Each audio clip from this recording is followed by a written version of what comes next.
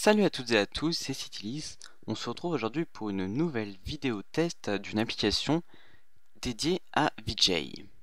Alors VJ, c'est une application qui va vous permettre de mixer vos photos, vidéos et musique dans une interface telle un DJ. Donc comme vous pouvez le voir, l'interface est très bien réalisée. On peut voir en haut à gauche les temps, juste en dessous les musiques sélectionnées, les effets. Par exemple, on voit Crush et Loop à gauche. Juste en dessous, on a pour la musique justement, pour suivre les BPM qu'on voit juste à côté aussi, 128 par exemple.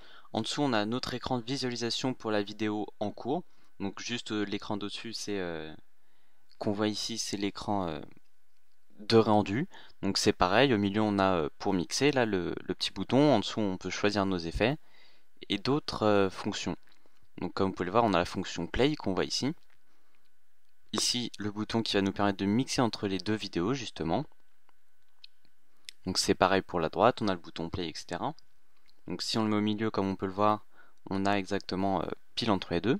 Donc ensuite dans les réglages, on a ici Master Volume, donc c'est tout simplement le son, hein, rien de plus simple.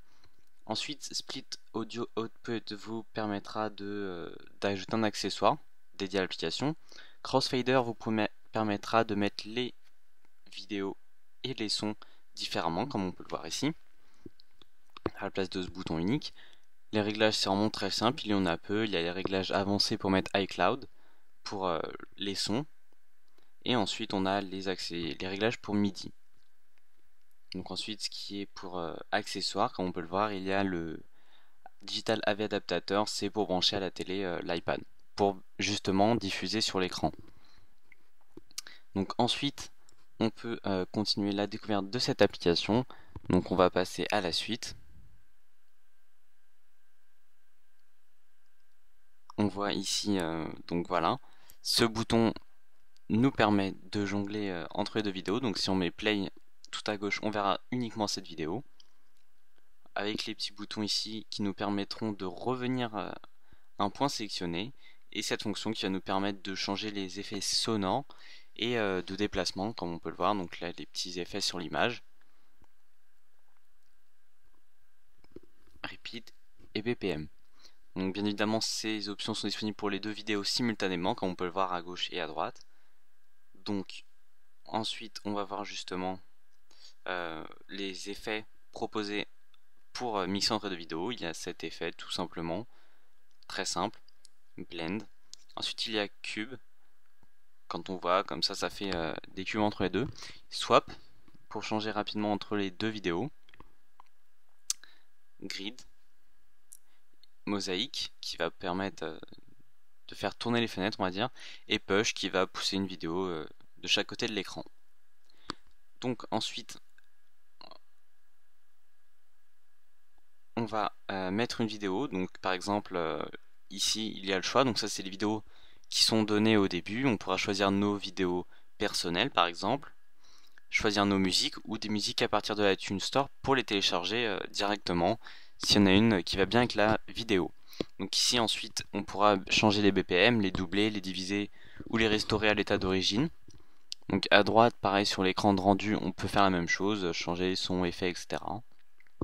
Ça ne change pas.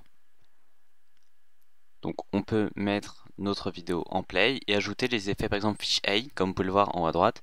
Il y a l'effet Crush qui nous permet de pixeliser notre photo, Strobe, donc stroboscopique, qui nous permet, comme vous pouvez le voir, de rajouter des petits flashs blancs le long de l'image, et Loop juste en dessous qui permet de répéter la musique et la vidéo en fonction de 2, 4 bits, 1 huitième, etc. Il y a un grand nombre de choix.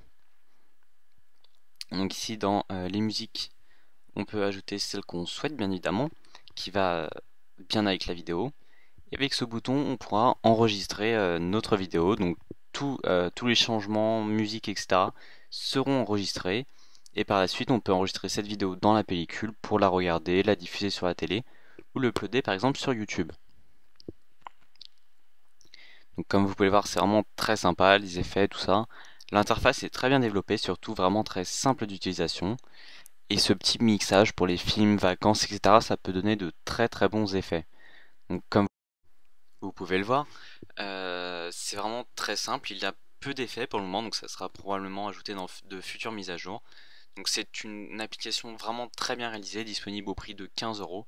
Donc c'est un petit peu cher, c'est vrai, mais le rendu est vraiment très très bien. Donc n'hésitez pas à l'acheter.